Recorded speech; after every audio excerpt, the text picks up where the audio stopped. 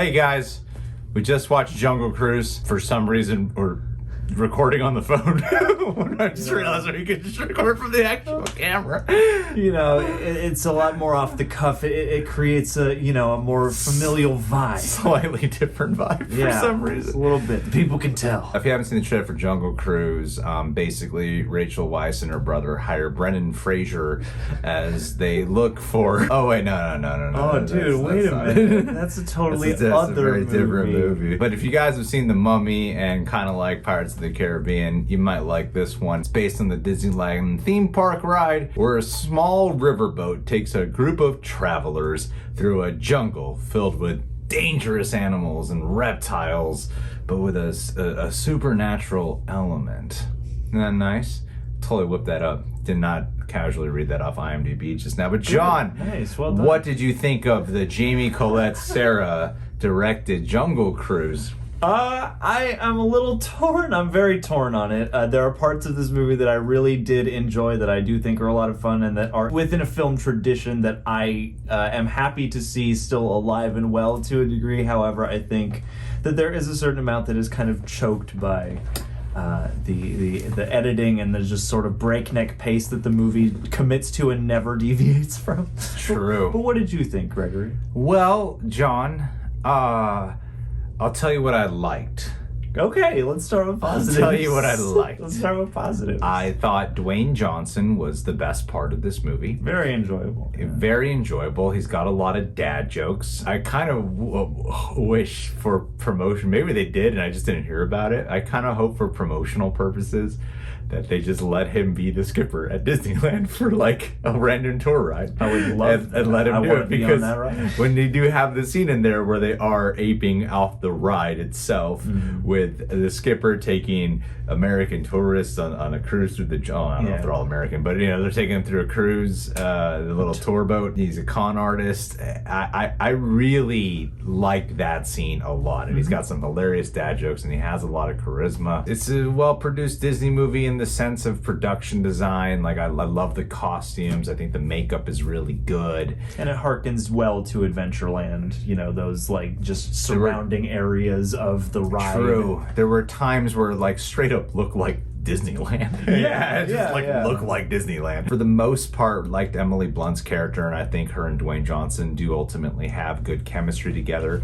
I liked the brother. Yeah. Who was the brother? There's a big deal about him. This was coming out ages ago about how he was a gay character, and it was like Disney's finally having like a gay character. Anytime Disney does anything slightly progressive in this way, they're like, freaking bravo, Disney. Let's pat ourselves. Let's get everybody to pat us on the back. You guys are champions. We acknowledge gayness.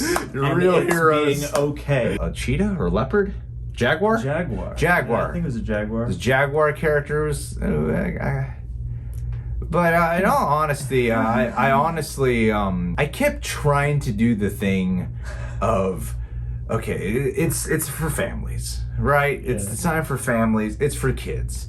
All right, this is the target demographic. It's supposed to be that. But then my mind would go to like, but there's really good versions of that. A lot of the time, you criticize a movie like this, and then there's people come in and go, who do you think this movie's for? It's supposed to be for family and kids, and is that, it's passable. All right, okay, fine, sure. I'm not a family and I'm not a kid. Okay. So, but I've seen movies based for that demographic that I personally preferred, and this is just my opinion on the matter. And my opinion on it is that I thought this movie was actually very annoying. I thought that the edit, like you brought up the editing, so much time where I'm like, this movie's so loud and so bombastic, and it just doesn't stop being edited. Like the editing just doesn't let slow up. down. And it's so noisy. What really struck me halfway through is like, how come there's so much happening, yet I don't feel like it's a sense of adventure? It's clearly aping off of certain things of The Mummy, but it's also trying to be kind of tonally or spiritually more like the first Pirates of the Caribbean movie, I think, with its sense of adventure and peril, and then the random supernatural angle. And that's a movie designed for families, and I think that's one of the best blockbusters of all time. Absolutely. That is doing a lot of the same things this movie is trying to do, but letting them breathe and be quirky and develop over time instead of just hurtling towards, a MacGuffin that, isn't even a part of the actual source. And you have like the main villain in here. Like there's a lot of random villains in here, and I'm like, who's the main? Okay, I guess the main one is Jesse Plemons, who does a German accent in here that I quite enjoyed. I enjoyed his German accent. Ultimately, in this movie itself, I ended up kind of just finding everyone frustrating for some reason. Like, even though I love Emily Blunt, I think she's like arguably the best actress around, definitely one of the best actors in total around right now. And Dwayne Johnson, as weird as it is to see this guy in a 1920s, my friend Tony was like, man, a guy like that in the 1920s, you'd be like, put him in the circus. You'd be the strong man. You'd be the giant. But I will say, like, my favorite part of it was his character. It was the one thing that I was like, I am really on board for at least this character. Then it's a major spoiler if I say what it is, but if you've seen the movie, and there's this thing that they introduce about his character halfway through, it just destroyed my experience of the character from there on. I was like, I do not like this. It completely eliminates almost everything that I liked about the archetype of this guy. I appreciate them trying to do something different, but I also felt I got so cynical about it. Like, are you doing this just because it's The Rock? Yeah, absolutely. And I mean, this is going to be classic Greg and John, where it's like, I don't hate that thing you're talking about, but it was a moment when I was watching it where I did lose a little bit of investment, and also I think it was one of those moments where I could tell, like, oh yeah, this is the pivot point for all watchers of this movie,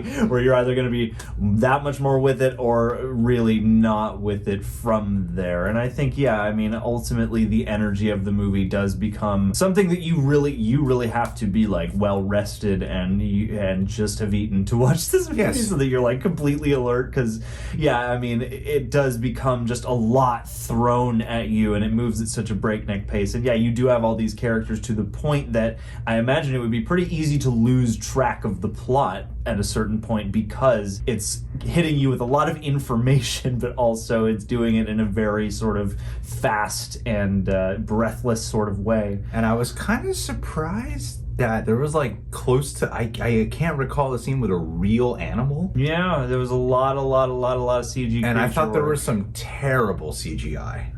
I thought like it's strange. I like the production design. I like the stages. I like the locations they shot on. I like the costumes. I like the makeup. But the CGI on some of these, on like the animals and then some of the more supernatural villains, was like Davy Jones from 10 years ago looks better than this. I'm like, not one of them comes close to matching that. It really does feel like there is a broad array of levels of quality when it comes to the effects across the movie. Certain things look as good as you might expect, and then other things don't, and there's not really quite an economy of like, I can see why they chose to favor this one thing over another. So like, it does kind of add perhaps to a garishness of the movie overall, and it does probably undercut a lot of the fantasy, because like for me, this experience, like I did get to watch it in a family environment to at least a certain degree, like adult family, but with my family who I would go to a family movie with. And we met up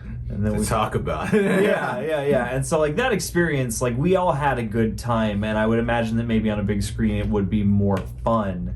It's like maybe I can also imagine it being that much more harsh is the problem. There are certain elements of the movie that I really was having fun with, but then when it stopped being appropriate for the pace, they're not just cutting a lot, they're also changing shots all the time, and so there's like a lot of really cool and imaginative camera work hidden in this pace of editing that is like really almost algorithmic in how sort of just mathematical it feels. And I really got started to feel like this was a much longer movie that had been cut down, because even if you look at a lot of the dialogue then, and this is something you pointed out and something else and I started to notice here, was like, oh, so much of this dialogue is played over inserts and reaction shots, and then you'll see a few lines of somebody saying what they're actually doing in the scene. It really started to feel like they had a movie that breathed and then they cut it down to just the plot points. Yeah. And so yeah, you get the actor's work, which is still pretty good across the board, but you also don't get any dynamics to help prime you from one character to the next. Yeah, it's really easy to get lost in the chaos of the movie itself. Yeah, I didn't particularly find it charming or exciting, even though there was a lot going on. Dwayne Johnson is still my favorite part of the movie. I wasn't in love with the chemistry. I bet if I went to Rotten Tomatoes, there'd be a lot of people being like, "Thank God Emily Blunt and Dwayne Johnson." Yeah. Because honestly, I'll be honest with you. Like, there were parts about Emily Blunt's character early on that I thought were kind of frustrating. I didn't love the writing of a lot of the characters, and especially with some of the. And I hate to say like stuff like this, but you know, like the way they handled the pat on the back, like, oh, look at us being progressive, could have been a lot more human and smooth. Even with the whole thing of like, yeah, I get what you're doing. You have a lead female character plucked in the 1920s, where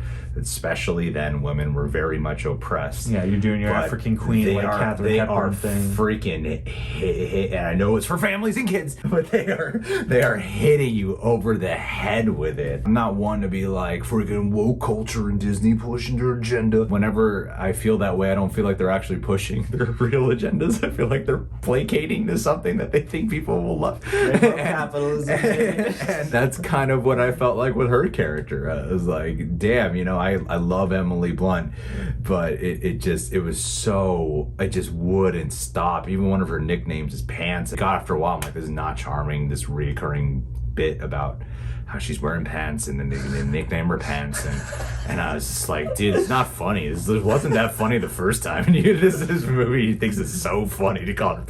Like, it just kept going, and you know, it's like it becomes like the charming nickname that Dwayne Johnson gives her.